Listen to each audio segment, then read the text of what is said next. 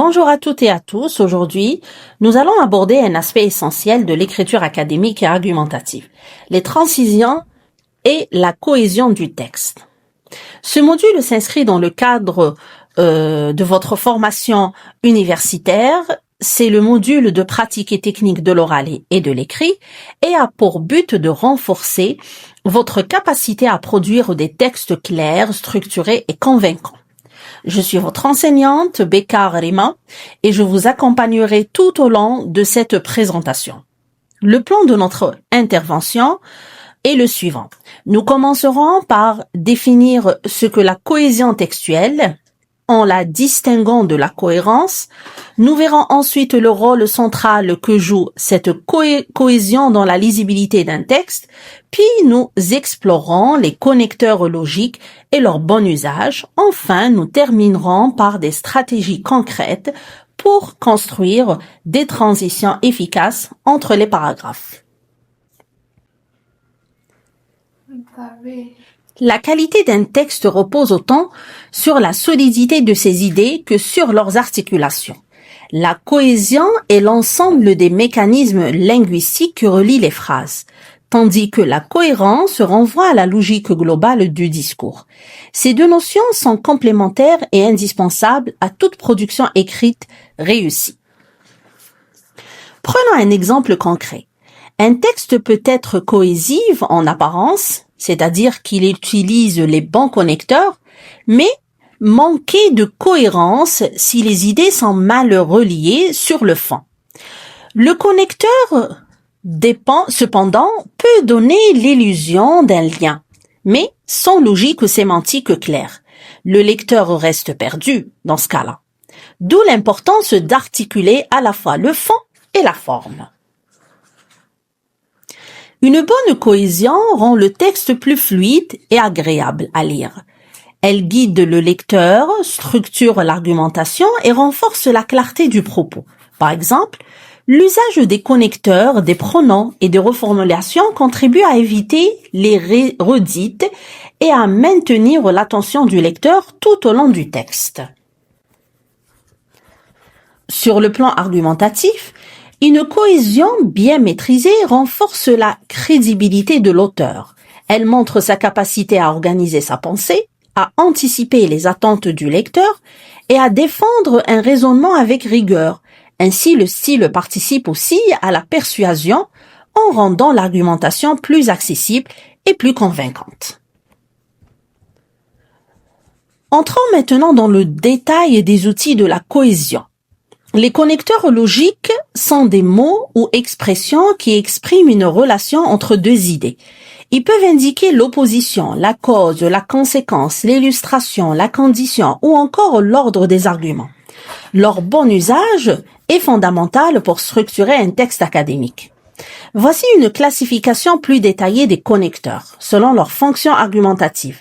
On distingue ceux qui introduisent une idée, qui enchaînent, qui précisent, qui concluent ou encore qui conditionnent l'argument.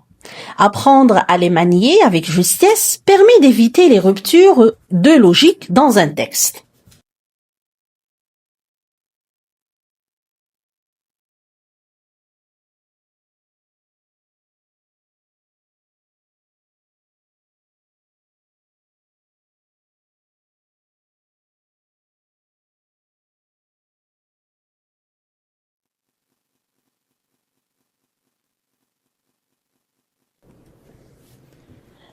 Parmi les erreurs fréquentes, on note l'emploi de connecteurs sans lien logique réel, la redondance excessive ou l'omission de la ponctuation requise. Par exemple, oublier la virgule après cependant est une faute récurrente.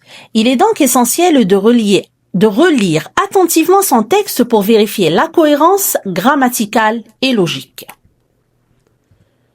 Les procédés de liaison ne se limitent pas aux connecteurs. L'usage de pronoms et de substituts lexicaux contribue également à la fluidité du texte. Ils permettent d'éviter les répétitions maladroites tout en assurant la continuité du discours. C'est ce que l'on appelle les mécanismes d'anaphore et de substitution. Cependant, la répétition n'est pas toujours à bannir. Dans certains cas, notamment un contexte académique, elle peut renforcer un point clé. L'essentiel est de la maîtriser. On peut répéter partiellement un terme important ou le reformuler à l'aide d'un synonyme ou d'une périphrase, comme nous le montre l'exemple sur l'identité narrative.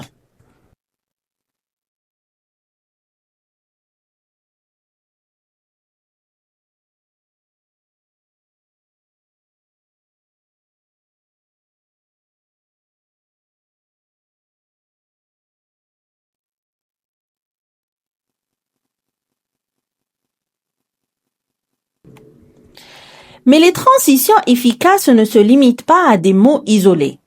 Elles relèvent d'une stratégie discursive globale. On peut relier deux paragraphes par un enchaînement logique, un retour récapitulatif ou une ouverture vers une idée nouvelle. Cela donne un texte, une respiration naturelle et une dynamique fluide. Voici un exemple de transition bien construite. L'auteur commence par une affirmation générale sur le numérique, puis introduit une nuance à l'aide de « cependant ».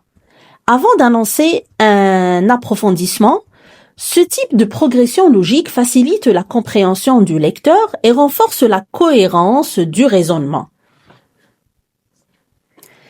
À l'inverse, un texte sans cohésion produit un effet de discontinuité.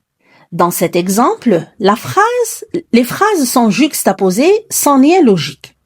Il en résulte une perte de sens et une difficulté pour le lecteur à suivre l'argument. Cela montre l'importance des transitions pour articuler les idées et structurer l'ensemble.